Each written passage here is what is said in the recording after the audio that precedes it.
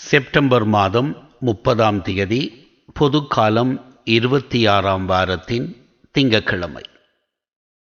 முதல் வாசகம். நூலிலிருந்து வாசகம். அதிகாரம் 1. இறை வார்த்தைகள் 6 முதல் 22 முடிய. ஒரு நாள் தெய்வ புதல்வர் ஆண்டவர் முன்னிலையில் ஒன்று கூடினர். சாத்தான் அவர்கள் நடுவே வந்து நின்றான். ஆண்டவர் சாத்தானிடம், எங்கிருந்து வருகிறாய் என்று கேட்டார். சாத்தான் ஆண்டவரிடம், உலகைச் சுற்றி உலவி வருகிறேன் என்றான். ஆண்டவர் சாத்தானிடம், என் ஊழியன் யோபை பார்த்தாயா? அவனைப் போல் மாசற்றவனும் நேர்மையானவனும் கடவுளுக்கு அஞ்சி தீமையானதை விலக்கி நடப்பவனும் மண்ணுலகில் ஒருவனும் இல்லை என்றார். மறுமொழியாக சாத்தான் ஆண்டவரிடம், ஒன்றுமில்லாமலா யோபு கடவுளுக்கு அஞ்சி நடக்கிறான்? அவனையும் அவன் வீட்டாரையும் அவனுக்குரிய அனைத்தையும் நீர் சூழ்ந்து நின்று காக்கவில்லையா? அவன் கைவேலைகளுக்கு ஆசி வழங்கவில்லையா? அவன் மந்தைகளை நாட்டில் பெருகச் செய்யவில்லையா? ஆனால் உனது கையை நீட்டும், அவனுக்குரியவற்றின் மீது கை வையும், அப்போது அவன் உன் முகத்திற்கு நேராகவே உம்மை பழிப்பான் என்றான். ஆண்டவர் சாத்தானிடம், இதோ அவனுக்கு உரியவை எல்லாம் உன் கையிலே, அவன் மீது மட்டும் கை வைக்காதே என்றார். சாத்தானும் ஆண்டவர் முன்னிலையில் நின்று புறப்பட்டான். ஒரு நாள் யோபின் புதல்வரும் புதல்வியரும் தம் மூத்த சகோதரன் வீட்டில் உண்டு திராட்சை ரசம் குடித்துக் கொண்டிருந்தனர். அப்போது தூதன் ஒருவன் யோபிடம் வந்து, எருதுகள் உழுது கொண்டிருந்தன, கழுதைகளும் அவற்றிற்கு அருகில் மேய்ந்து கொண்டிருந்தன. அப்போது செபாயார் பாய்ந்து அவற்றை கைப்பற்றினர், ஊழியரை வாள்முனையில் வீழ்த்தினர். நான் ஒருவன் மட்டுமே தப்பி உம்மிடம் சொல்ல வந்தேன் என்றான். இதை சொல்லி முடிப்பதற்குள் இன்னொருவன் வந்து, கடவுளின் நெருப்பு விண்ணிலிருந்து விழுந்து ஆடுகளையும் வேலையாள்களையும் சுட்டெரித்து விட்டது. நான் ஒருவன் மட்டுமே தப்பி உம்மிடம் சொல்ல வந்தேன் என்றான். இதை சொல்லி முடிப்பதற்குள் இன்னொருவன் வந்து, கல்தேயர் 3 கும்பலாக வந்து ஒட்டகங்கள் மேல் பாய்ந்து அவற்றை கைப்பற்றி கொண்டனர், ஊழியர்களை வாள்முனையில் வீழ்த்தினர். நான் ஒருவன் மட்டுமே தப்பி உம்மிடம் சொல்ல வந்தேன் என்றான். இதை சொல்லி முடிப்பதற்குள் இன்னொருவன் வந்து, உம் புதல்வரும் புதல்வியரும் தம் மூத்த சகோதரன் வீட்டில் உண்டு திராட்சை ரசம் குடித்துக் கொண்டிருந்தனர். அப்போது திடீரென பெருங்காற்று பாலை நிலத்திலிருந்து வீசி வீட்டின் 4 மூலைகளிலும் தாக்கியது. வீடு இளைஞர்கள் மேல் இடிந்து விழ அவர்களும் மடிந்து விட்டனர். நான் ஒருவன் மட்டுமே தப்பி உம்மிடம் சொல்ல வந்தேன் என்றான்.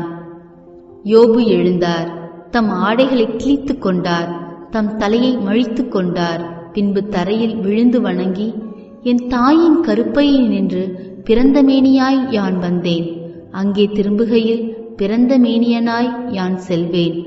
ஆண்டவர் அளித்தார், ஆண்டவர் எடுத்துக்கொண்டார், ஆண்டவரது பெயர் போற்ற பெறுக என்றார். இவை அனைத்திலும் யோபு பாவம் செய்யவும் இல்லை, கடவுள் மீது குற்றம் சாட்டவும் இல்லை. இது ஆண்டவர் வழங்கும் அருள்வாக்கு. இறைவா உமக்கு நன்றி. நற்செய்தி வாசகம். உங்கள் எல்லாரிலும் சிறியவரே பெரியவர் ஆவார். லூக்கா எழுதிய தூய நற்செய்தியிலிருந்து வாசகம். அதிகாரம் 9 வசனங்கள் 46 50 வரை. அக்காலத்தில் தங்களுள் பெரியவர் யார் என்ற விவாதம் சீடர்களிடையே எழுந்தது. இயேசு அவர்களின் எண்ணங்களை அறிந்து ஒரு சிறு பிள்ளையை எடுத்து தம் அருகே நிறுத்தி அவர்களிடம், இச்சிறு பிள்ளையை என் பெயரால் ஏற்றுக்கொள்பவர் எவரும் என்னையே ஏற்றுக்கொள்ளுகிறார். என்னை ஏற்றுக்கொள்பவர் என்னை அனுப்பினவரையே ஏற்றுக்கொள்ளுகிறார். உங்கள் எல்லாரிலும் சிறியவரே பெரியவர் ஆவார் என்றார். யோவான் இயேசுவை பார்த்து, ஆண்டவரே, ஒருவர் உமது பெயரால் பேய் ஓட்டுவதைக் கண்டு நாங்கள் அவரை தடுக்க பார்த்தோம், ஏனெனில் அவர் நம்மை சாராதவர் என்றார். இயேசு அவரை நோக்கி, தடுக்க வேண்டாம், ஏனெனில் நமக்கு எதிராக இராதவர் நம் சார்பாக இருக்கிறார் என்றார். இது ஆண்டவரின் அருள்வாக்கு. கிறிஸ்துவே உமக்கு புகழ். பிரியமானவர்களே, நமது பாரத திருநாட்டில் முன்னொரு காலத்தில் அஷ்டவாக்கியர் என்றொரு குரு இருந்தார். பல சீடர்கள் அவரோடு இருந்து குருகுல கல்வி முறையில் ஈடுபட்டனர்.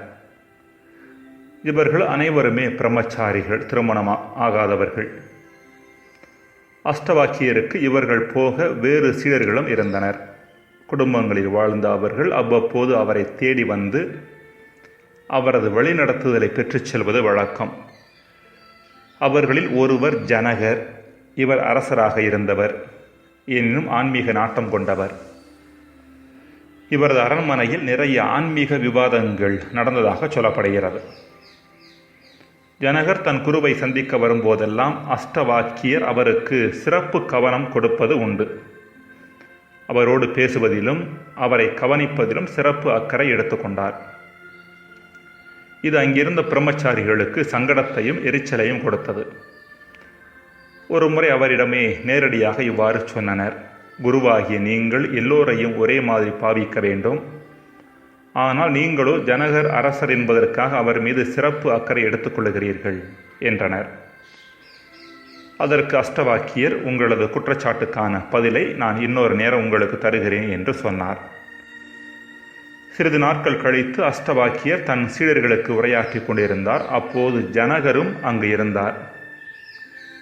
குரு உரையாற்றி கொண்டிருந்த பொழுது ஆசிரம சமையல்காரர் வந்து சீடர்களிடம் அவர்கள் துவைத்து காயப்போட்டிருந்த துணிகளை குரங்குகள் கிழித்துக் கொண்டிருப்பதாக சொன்னார்.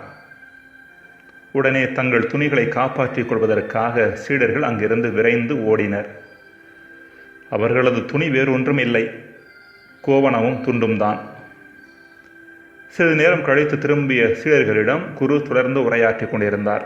அப்போது ஜனகர் அரண்மனையிலிருந்து வந்த ஒரு சேவகன் அவசரமாக அவர்கள் இருந்த அறைக்குள் நுழைந்து ஜனகரிடம் அரண்மனை தீப்பற்றி எரிகிறது என்று சொன்னான். அவனை கோபத்தோடு பார்த்த அரசர், குரு இங்கு உரையாற்றி கொண்டிருக்கிறார், எப்படி அவரது அனுமதி இல்லாமல் நீ உள்ளே நுழையலாம்? வெளியே சென்று குருவிடம் அனுமதி வாங்கிவிட்டு உள்ளே வா என்று சொன்னார். அவனும் அவ்வாறே செய்தான். பின்பு ஜனகர் குருவிடம் அனுமதி வாங்கிவிட்டு விரைந்து எழுந்து சென்றார். இப்பொழுது அஷ்டவாக்கியர் தன் சீடர்களை பார்த்து சொன்னார்: உங்களது சாதாரண கோவண துணிகளை காப்பாற்றிக் கொள்ள வேண்டும் என்று நீங்கள் ஓடிய போது ஒருவர் கூட அனுமதி கேட்கவில்லை. ஆனால் ஜனகரோ அரண்மனையே தீப்பிடித்து எரிகின்ற பொழுது கூட நிதானத்தோடு நடந்து கொண்டு சரியாக செயல்பட்டார். இது அவரது பற்றற்ற தன்மையை காட்டுகிறது. நீங்கள் உங்களது சாதாரண துணிகளில் கூட பற்று வைத்திருக்கிறீர்கள். அவரோ தனது அரண்மனையில் கூட பற்று இல்லாமல் இருக்கிறார். நான் அவரை மதிப்பதற்கு காரணம் அவர் நிதானத்திலும் பற்றற்ற தன்மையிலும் உயர்ந்து நிற்பதால் தானே தவிர அவர் அரசர் என்பதற்காக அல்ல என்றாராம். அன்பிற்குரியவர்களே, எல்லா நேரத்திலும் நிதானத்திலும் சமநிலையிலும் ஈக்குவானிமிட்டி இருந்த ஜனகர் அரசரைப் போல யோபுவும் இருப்பதை பார்க்கிறோம். ஒன்றன் பின் ஒன்றாக அழிவுச் செய்தியை கேட்டபோதும் அவர் பதற்றப்படாமல் அதை சமநிலையோடு ஏற்றுக்கொள்ள முனைகின்றார். என் தாயின் கருப்பையினின்று பிறந்த மேனியனாக யான் வந்தேன், அங்கே திரும்புகையில் பிறந்த மேனியனாக யான் செல்வேன். ஆண்டவர் அளித்தார், ஆண்டவர் எடுத்துக்கொண்டார், ஆண்டவர் பெயர் போற்றப் பெறுக என்று சொல்கின்றார். அன்பிற்குரியவர்களை, வாழ்வில் உயர்வும் தாழ்வும் இன்பமும் துன்பமும் தவிர்க்க முடியாதவை. இவை அனைத்தும் வாழ்வின் பல்வேறு அங்கங்களே என்கிற தெளிவு இருந்தது என்றால் இன்பம் வருகின்ற பொழுது எகிரி குதிக்க மாட்டோம், துன்பம் வருகின்ற பொழுது துவண்டு போய்விட மாட்டோம். சமநிலையோடு இரண்டையும் அணுகுவோம். இன்னும் சொல்லப்போனால் வாழ்க்கை அழகாக இருப்பதே இப்படிப்பட்ட மேடு பள்ளங்கள் போன்ற நிகழ்வுகளினால்தான். இப்படிப்பட்ட சமநிலை மனப்பக்குவம், ஈக்குவானிமிட்டி மைண்ட் செட் இயேசுவிடம் விளங்கியதை இன்றைய நற்செய்தி எடுத்துரைக்கிறது.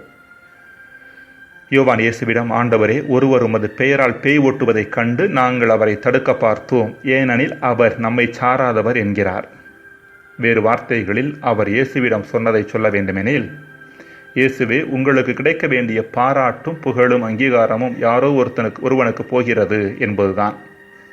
இயேசு சமநிலையோடு அணுகி, எப்படியோ நல்லது நடந்தால் சரி, வேறு எதை பற்றியும் கவலைப்படாதீர்கள் என்கிற செய்தியை தன் பதிலில் வெளிப்படுத்துகின்றார். ஜெபம். இறைவா, வாழ்க்கை என்கிற பயணத்தில் வரும் பசுமையையும் பாலையையும் வெம்மையையும் குளிர்ச்சியையும் சமநிலை மனப்பக்குவத்தோடு அணுக வரம் தாரும். ஆமேன்.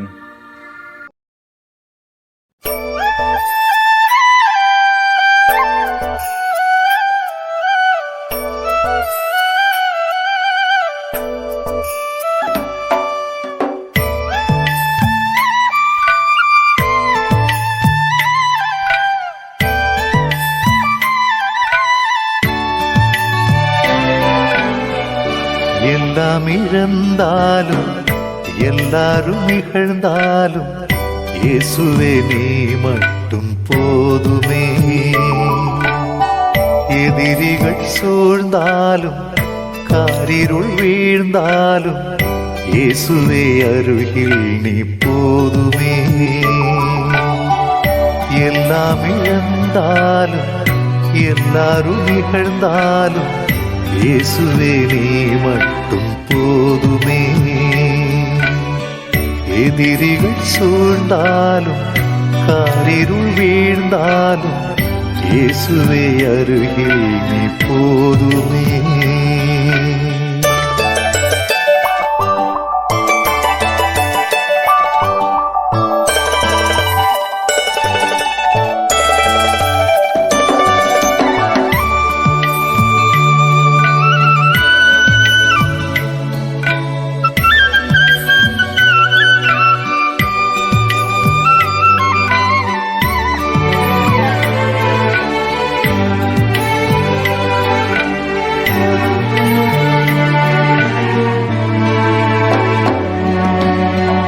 வாழ்க்கையில் எதுவும் நிலையில்லை என்று அறிந்து கொண்டேன்.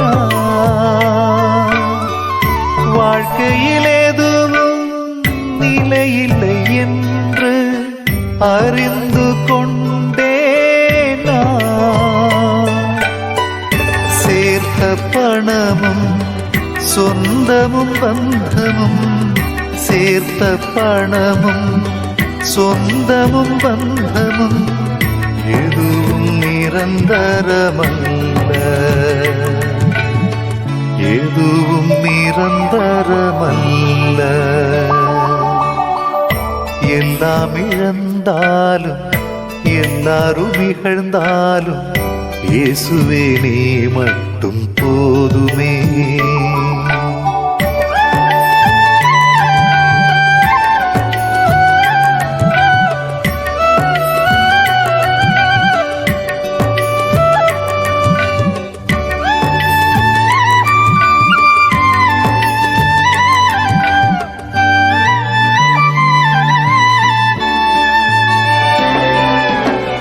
புதையலை போல் நாம் தேடி அடைந்தவை கைவிட்டு போகுமே முடிவில். புதையலை போல் நாம் தேடி அடைந்தவை கைவிட்டு போகுமே முடிவில்.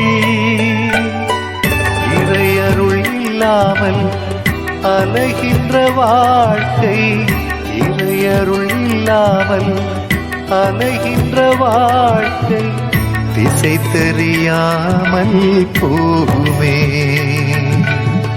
திசை தெரியாமல் போகுமே. எல்லாம் இழந்தாலும் எல்லாரும் இகழ்ந்தாலும் இயேசுவே நீ மட்டும் போதுமே. எதிரிகள் சூழ்ந்தாலும் காரிருள் வீழ்ந்தாலும் இயேசுவே அருகில் நீ போதுமே.